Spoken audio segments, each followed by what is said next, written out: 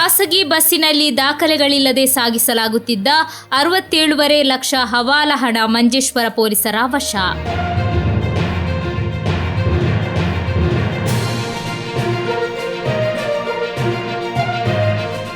ಸ್ಥಳೀಯಾಡಳಿತ ಚುನಾವಣೆ ಹಾಗೂ ಕ್ರಿಸ್ಮಸ್ ಹೊಸ ವರ್ಷ ಸ್ಪೆಷಲ್ ಡ್ರೈವ್ನಲ್ಲಿ ನಡೆದ ವಾಹನ ತಪಾಸಣೆಯ ಭಾಗವಾಗಿ ಮಂಜೇಶ್ವರ ಅಬಕಾರಿ ಚೆಕ್ಪೋಸ್ಟ್ನಲ್ಲಿ ತಲಪಾಡಿ ಭಾಗದಿಂದ ಕಾಸರಗೋಡು ಭಾಗಕ್ಕೆ ತೆರಳುತ್ತಿರುವ ಖಾಸಗಿ ಬಸ್ಸಿನಲ್ಲಿ ದಾಖಲೆಗಳಿಲ್ಲದೆ ಸಾಗಿಸಲಾಗುತ್ತಿದ್ದ 67.5 ಲಕ್ಷ ಹವಾಲಾ ಹಣ ವಶಪಡಿಸಲಾಗಿದೆ.